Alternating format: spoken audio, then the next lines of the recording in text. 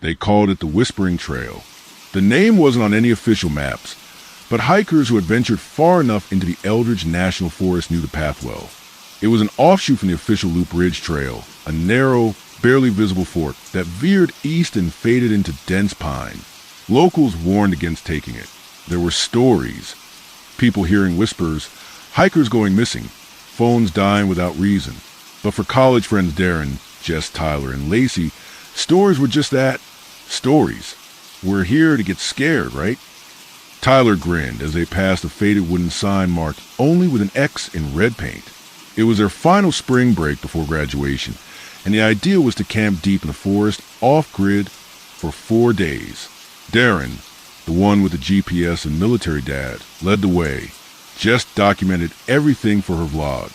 Lacey, always a skeptic, rolled her eyes at Tyler's enthusiasm but followed.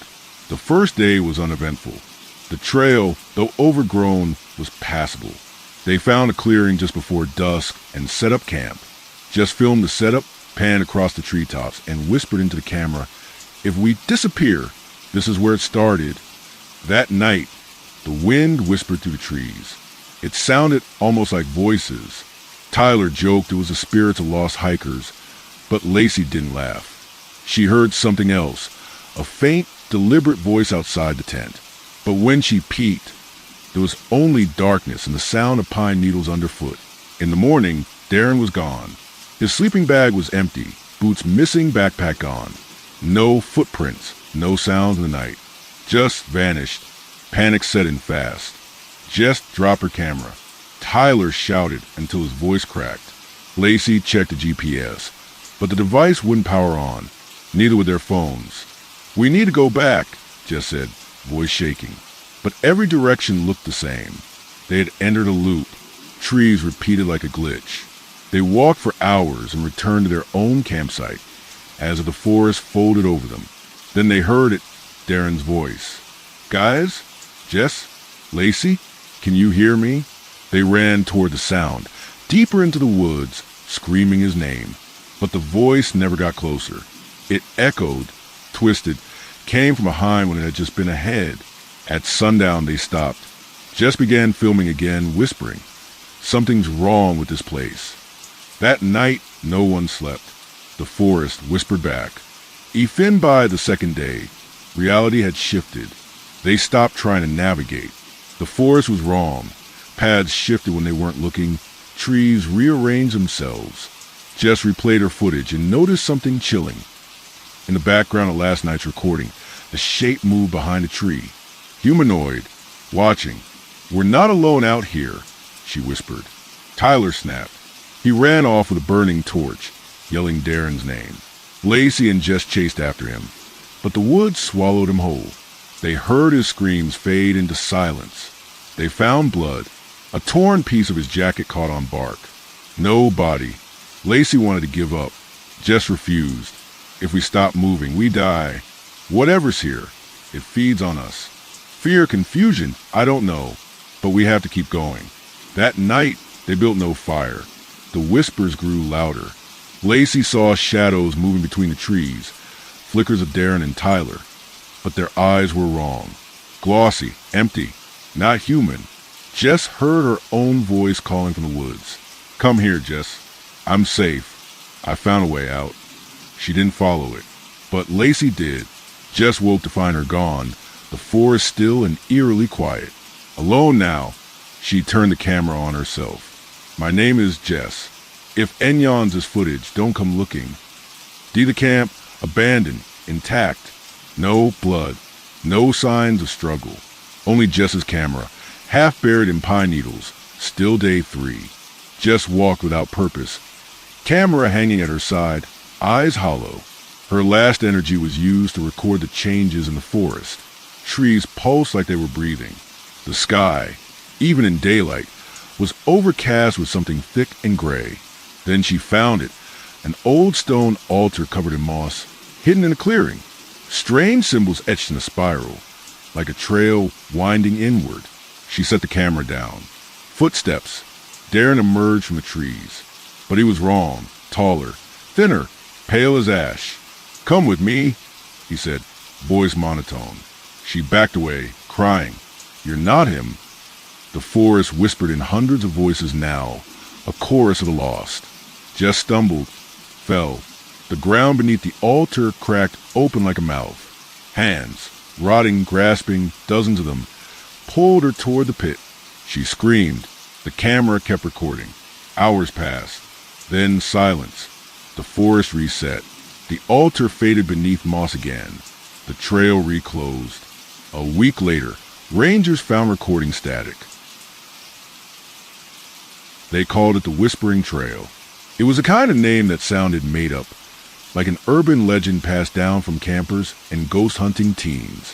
The trail didn't exist on any official park map, but for those who dared to veer off Loop Ridge Trail, hidden just beyond the bend marked by a red-painted X on a rotting tree, there it was, a narrow, moss-covered path, swallowed by pine and shadow. Locals in the nearby town of Eldridge Falls warned about the trail in hushed tones. Campfire stories spoke of whispers in the dark, people getting lost without a trace, compasses spinning wildly, and electronics dying for no reason. But as far as Jess was concerned, none of that mattered. This was their final spring break before college graduation, and they were here for one last adventure. There were 4 of them. Jess, a media studies major who documented everything with her vlogging camera. Darren, ex-AC with a military dad and a backpack full of emergency gear. Tyler, the thrill seeker who always pushed boundaries. And Lacey, the skeptic who preferred facts over fear and rolled her eyes at any mention of the supernatural. "We're here to get scared, right?" Tyler had said, grinning, as they passed the red X and stepped onto Forbidden Trail. His voice echoed with excitement and a tinge of defiance. "Let's make some legends of our own." The first day was oddly serene. The sun filtered gently through the thick canopy above, dappling the forest floor in shifting light. Though the trail was overgrown, it was navigable. The only sounds were bird song and the occasional rustle of squirrels in the brush. They found a clearing just before dusk and set up camp. Jess filmed the process, Darren securing the tents with practice efficiency, Tyler joking about werewolves, Lacey rolling her eyes but laughing anyway. "If we disappear, this is where it started," Jess whispered into the camera as she panned across the towering trees surrounding their camp. That night, the forest changed.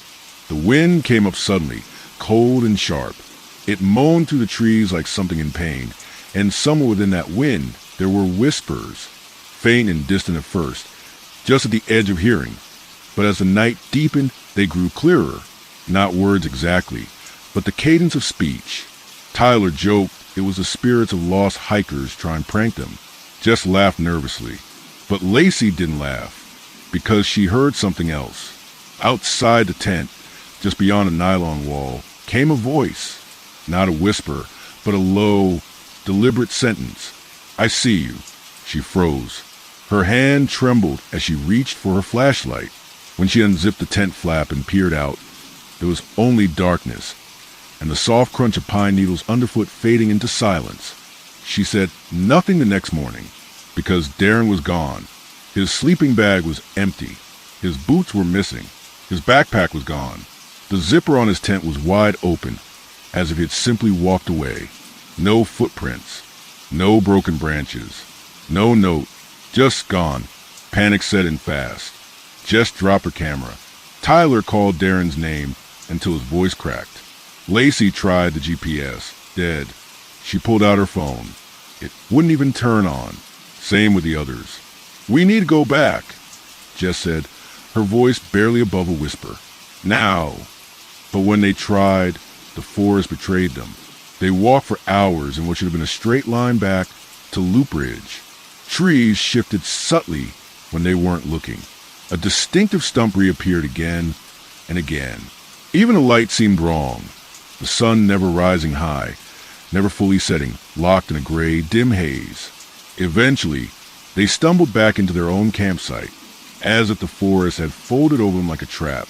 That night, as the cold crept in and firewood ran low, they heard Darren's voice. "Guys? Jess? Lacey? Can you hear me?" It came from somewhere deep in the woods. They ran toward it, calling his name. The voice always stayed ahead, sometimes behind, echoing unnaturally from different directions. Then it began to change. It started saying things Darren would never say. Come closer. Don't fight it. I'm waiting. At sundown, they gave up chasing. Jess, pale and shaking, turned the camera on herself again. Her voice was raw. Something's wrong with this place. That night, no one slept. The forest whispered louder than before, layers of voices, overlapping, chanting, crying, laughing, calling their names. And above them, in the trees, something moved. The next morning, they found Tyler's boots. Not his body, just the boots, upright in the dirt at the edge of the clearing. Laces still tied, as if his feet had simply evaporated into thin air. Inside the left boot was his flashlight, still warm to the touch, though it was dead. Jess vomited behind a tree. Lacey stood frozen, staring at the boots with hollow eyes. There were no drag marks, no signs of a struggle, just absence. I don't understand, Jess said hoarsely. He was right next to me. I heard him breathing. Lacey nodded slowly. I saw his shadow against the tent. He never left. Something moved in the woods beyond them. They turned together, their eyes scanning the trees. For a moment, nothing, then a flicker of movement, a dark shape between the trunks, too tall and too still. Jess raised her camera to zoom in. Through the lens, she saw it clearly. A figure, human-like, but wrong. Its arms were too long. Its face was blurry, as if her eyes refused to focus on it. Its body seemed to flicker, like it wasn't entirely in this world. As soon as she blinked, it was gone. Jess lowered the camera. Her breath caught in her throat. Did you see that? She asked. Lacey didn't answer. She was staring past Jess. What? The trees, they're closer. Jess turned. The tree line, once a dozen feet away, was now practically on top of them. The clearing had shrunk overnight. The forest was moving in. No, Jess whispered. That's not possible. They packed quickly. No breakfast. No plan. Just move. Every direction felt wrong, but staying felt worse. They picked a direction at random and marched. Hours passed. No roads. No markers. Just trees, endless and suffocating. The light never changed. Jess checked her watch. It was still frozen at 6:23 a.m. Then they heard it again. Tyler's voice. Laughter. Footsteps. Come on, guys. Quit playing. It was close. Too close. Lacey pulled Jess behind a tree. They peeked through the underbrush. There, standing in a clearing ahead, was Tyler, but not Tyler. His face was slack, like a wax mask stretched too thin. His smile was wide, unnaturally wide. His arms dangled too low. He stood motionless except for his mouth, which moved without sound. Over and over, Jess strained to hear. Then she realized his voice wasn't coming from his mouth. It was coming from the trees around them. Dozens of whispering voices, mimicking Tyler, bouncing around in a chorus of wrongness. Come on, guys. Quit playing. I'm cold. I'm so cold. Lacey grabbed Jess's hand. Don't respond. Don't say his name. That's not him. But Jess, half in shock, took a step forward. The thing that looked like Tyler turned its head in one jagged movement. It locked eyes with her. Empty, featureless pits where his brown eyes had once been. It opened its mouth too wide and screamed, not a sound of pain or fear, but of hunger. The forest echoed. The trees shook. And from every direction, more voices rose. Darren, Tyler, unknown voices, all overlapping. Jess and Lacey ran. Branches clawed at their clothes.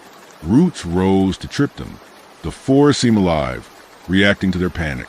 They didn't stop until they collapsed beside a stream, gasping for breath, hearts racing. Jess's camera was gone, torn from her during the sprint.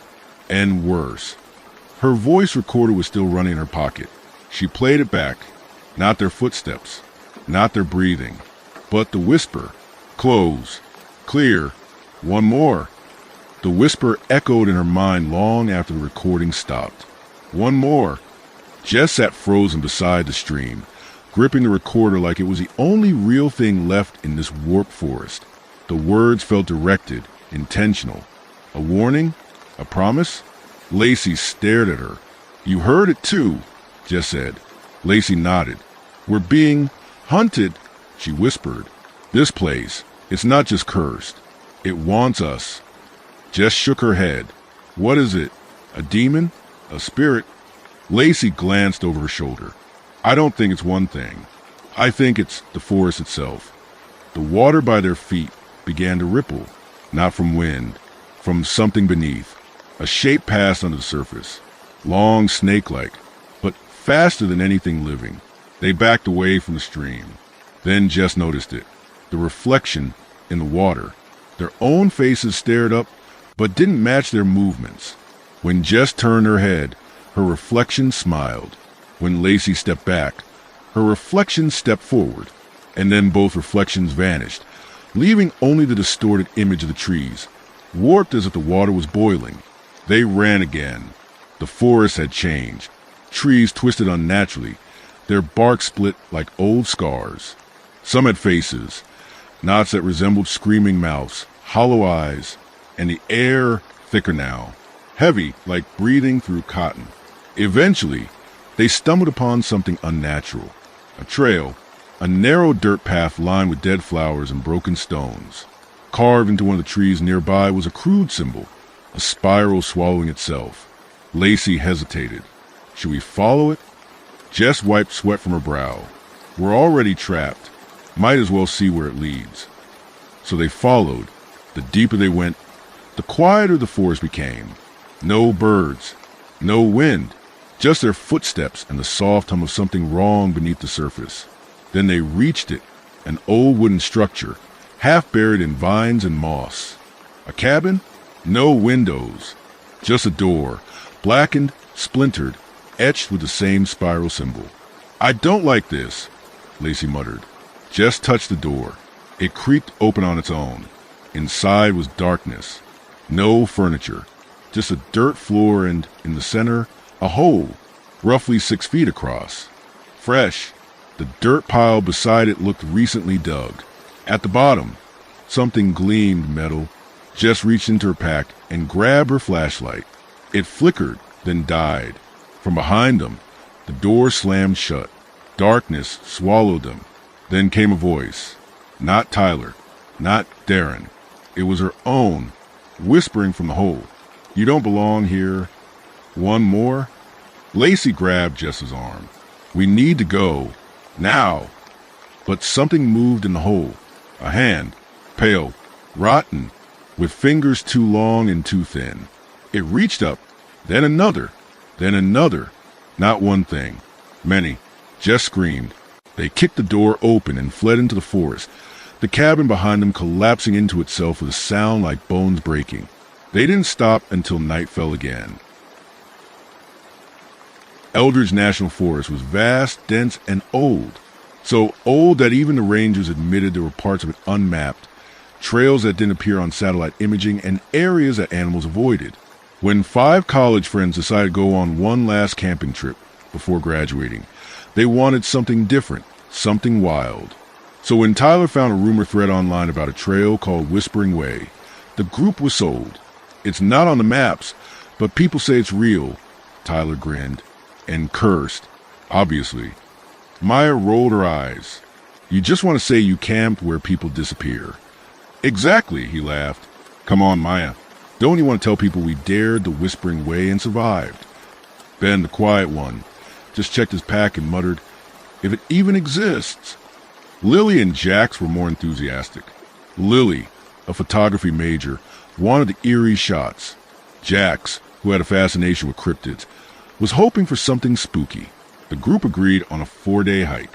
They had GPS, multiple maps, and satellite beacons. They thought they were prepared. They were wrong. The first 2 days were peaceful, even idyllic. Blue skies, crisp air, and endless trees. It was on the 3rd day that they found the fork. It wasn't marked. It wasn't even a trail in a normal sense. Just a path where the trees seemed to bend slightly apart, forming a tunnel of shadows. A wooden sign lay cracked at the edge. Faded red paint read, WW, Tyler grinned. Whispering Way. Let's go. Ben hesitated. It's not on our maps. Jax adjusted his camera. All the more reason to check it out. Come on, Ben. Ben relented. That was the last normal decision they would make. They entered the Whispering Way just after noon. The light changed immediately. The air grew denser, muffled, like they had walked into a different atmosphere. Sounds of birds and wind disappeared. The only noise was their boots on pine needles, and something else. So quiet it was almost imagined. Whispering. Lily pulled her hoodie tighter around her. It's like we walked into a church or a tomb. Tyler chuckled, but it was nervous. It's the ambience, right? Perfect horror movie setting. They walked until dusk. The path narrowed and wound in unnatural spirals. Jax checked the GPS. Frozen. The compass spun. Ben checked the emergency beacon. Dead. All batteries were full that morning. They made camp in a clearing where moss grew in symmetrical circles, as if manicured. That night, Maya couldn't sleep. She heard movement outside the tent. She assumed it was Jax or Lily until she noticed shadows, dozens of them, tall and thin, moving just at the edge of the firelight. When she nudged Tyler awake, the shadows were gone. Jax was gone too. They found his backpack beside the trail, camera smashed, lens cracked. No footprints. No signs of a struggle. It was like he had simply stepped out of existence. Ben insisted they retrace their steps. But when they tried, the trail behind them had changed. Trees stood where open ground had been. Lily swore the rocks had moved. They argued until night fell again. Maya refused to sleep. She watched the woods until her eyes blurred. That's when she saw Jax. He stood among the trees, clothes torn, skin gray, mouth moving silently. She screamed. The others rushed to her side. But when they looked, there was nothing there. Tyler said, "We need to keep going. This trail, it doesn't want us to go back." So they followed it deeper. On the 5th day, Tyler vanished. One moment he was walking ahead. The next, the trail curved and he was gone. Ben and Maya yelled until their throats were raw. Lily filmed everything obsessively now, almost possessed. She whispered to herself, "If we record it, maybe it won't be real." They found another clearing. A stone arch stood at the center, ancient, crumbling. It was covered in symbols. Some looked like runes, others like tally marks. Hundreds of them. Lily ran her fingers over the stone. It remembers them. Everyone who walked this trail. "What are you talking about?" Maya snapped. Lily showed her footage she'd taken the night before. Shadows circling the tent. Whispering voices that grew clearer as the volume increased. Voices they recognized. Jax, Tyler, even Lily herself. It records us. Copies us. Ben broke then. He grabbed the emergency axe and began swinging at the trees. "Let us out." The forest responded. The ground trembled. The trees groaned. A voice echoed, not from one direction, but from all around. "Stay." The whisper was no longer soft. It was angry. That night, Lily disappeared. Her camera was left behind, still recording. Maya watched the last footage. Lily walking into the forest, hands at her side, eyes blank, mouthing the word, "Remember." Only Maya and Ben remained. Ben stopped speaking. He stared at the trees as if they were talking to him. On the final morning, Maya woke up alone. Ben had carved a message into a tree before he left. Not lost, chosen. She didn't search for him. She walked every direction. Eventually, she found the arch again. The symbols had changed. One of them looked like her. She screamed and hurled a rock at the arch. It cracked. The wind roared. The trail began to collapse around her, folding inward like a book closing. She ran. Branches clawed at her. Roots tried to trip her. Faces formed in the bark, eyes watching. She broke through the tree line at dusk, falling onto a paved ranger road. A truck stopped. A ranger stepped out. "You okay, miss? Where's the rest of your group?" Maya could only sob. Back at the station, they reviewed her footage. Most of it was static. The few clear moments showed the group laughing, hiking, then darkness. then faces no one could identify.